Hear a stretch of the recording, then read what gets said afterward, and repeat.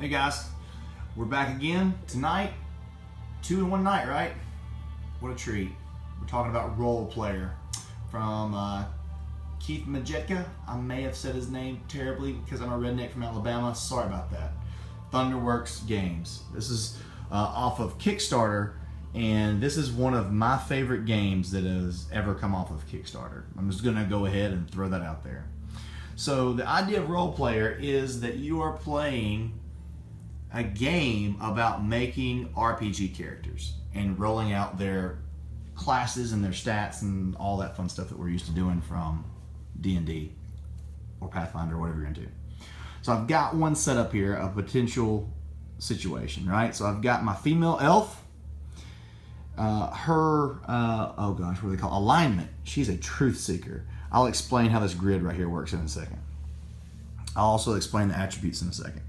But right out of the gate, her class, she's a warrior, and these are double-sided, and there is a big honking stack of them, so tons of variability when you're playing this. And her backstory is that she's the chosen one.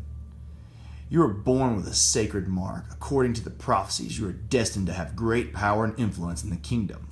Okay, so let me explain this. So this is a dice manipulation game. There are different traits, different skills, different armor, different weapons you can get. All these dice are going to go here in our attributes. So the key to the game is, depending on your class, you've got strength, dex, constitution, intellect, wisdom, and charisma, right? You see those numbers beside the stars. Those are the numbers you're trying to get exactly.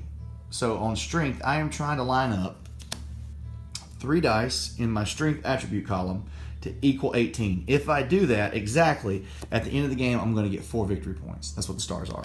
Okay, so you've got that whole stack going on there with different totals, and some obviously the strength for a warrior is way more important than intelligence, which is only 1.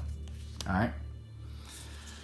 This little grid here is you're trying to get that color dice into that particular spot to get the bonuses, and the bonuses at the end of the game will pay you out those amounts depending on how many you get correct. All right, and then I'm going to go ahead and move this and show you the alignment. So she's being a truth seeker. There's going to be certain cards that we play during the game that make us move if we use the ability. That's our marker. Our marker is going to start right there dead center, but it's going to move around based off some of these abilities that we get from the market when we buy add-ons, essentially. And some things, depending on where it ends up at, could either cost us victory points or could add to our total. So I'm going to put that back there. So normally at the beginning of the game, you're going to get, depending on the amount of players that are in the game, you're going to get some starting dice. You're going to roll them. All right? So now I get to place these anywhere I want initially, but they have to go all the way in the leftmost. So I'm going to look at my chart here. I need a green in the second dexterity, so I'm going to go ahead and do that right out of the gate. I don't have any other requirements from there, so I can put the other things wherever I want. So like I've got this 1. I'm probably going to pick int or wisdom or charisma because my totals are lower. So the things that I have higher, I'm going to put my higher totals on. I'm just going to throw them in here so you guys can see. When you do your initial setup, you do not take the attribute action. But later in the game, we're going to be taking off the initiative track here. And so when you roll these dice and set up the initiative track, it's based off of rank of dice. So the lowest number is going to go all the way to the left, and it's going to move up as you see. But by taking this card, I will get to choose the first item to buy off the market. So it's a fun little decision process here of, do I want the nicer die that has a big total that I already need, or an exact total? Maybe you need a 5 to get the exact number.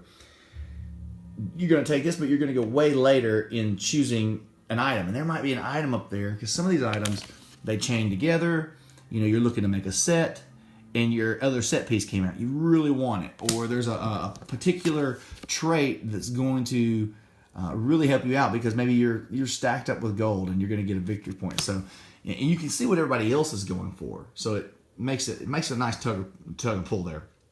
But let's just say this player took this, and they got this 5. Okay, so here, wherever you place your next play, you do the ability. You don't have to, but you probably will.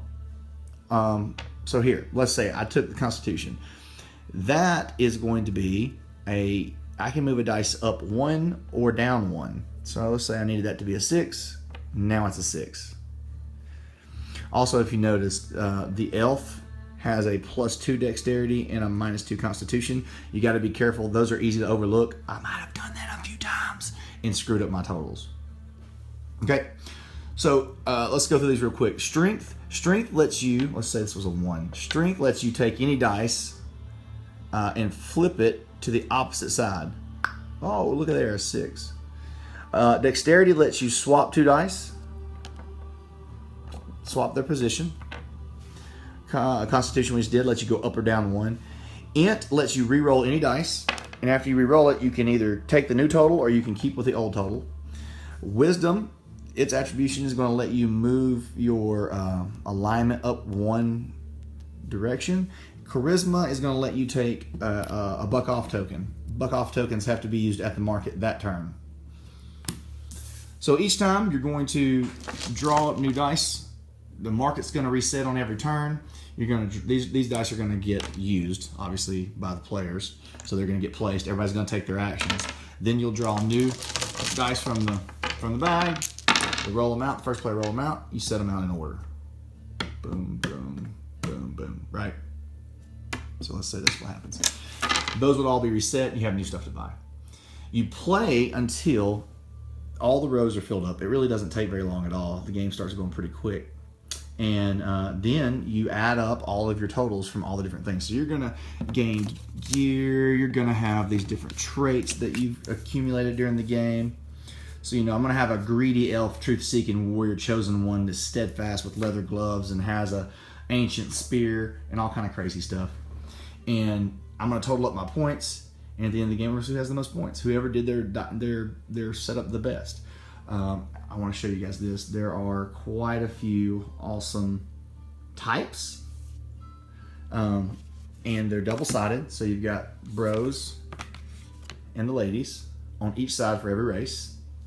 There are tons of classes, and they're all double-sided.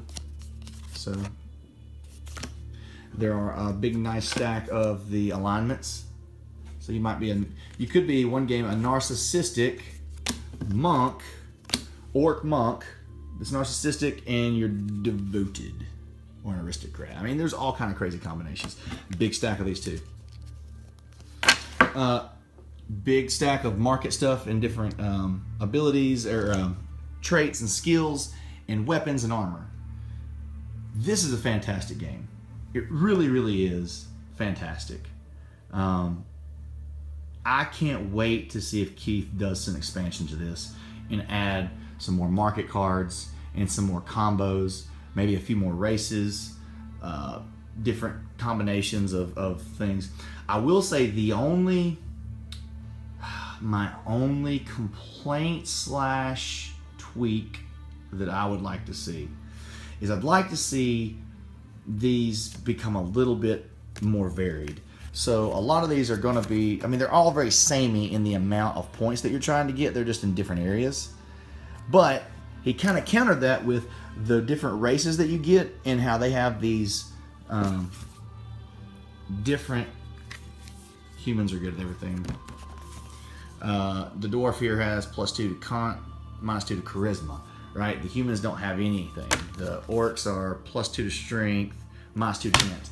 So, overall, he kind of counters these all being a little samey as far as the totals. But, yeah, if there was a way to make that a little bit more swingy, so, it didn't always feel like you were trying to get 5s and 6s on everything, that'd be awesome. And I say that, and I'm a jerk, because there are some trait cards and some skill cards in the market that you get more bonus points for things having lower totals. So he did counter that. I would love, it seems like I've played this 7 or 8 times, and I always feel like I'm going for 16, 17, 18 or so here. Not really a complaint, more of an observation. Still love the crap out of this game. We'll throw it down and play it anytime. That's one of my main ways that I pick if a game's good is if somebody says, hey, do you want to play this? I don't mind playing it. You know, yes, I'll play it. Let's do it. I think that is all I need to say about Role Player. It's gorgeous. It's fun. It's thematic. It sets an awesome atmosphere. So if you've got people around that love RPGs, this is a perfect game to play with them. They'll speak their language. So guys, this is, let me get it, Role Player by Keith Majetka. I'm sure I'm saying his name wrong. Keith, you can come on here and yell at me for saying your name wrong if I'm getting it wrong. But that's Role Player. You guys should pick it up. It's awesome. Until next time.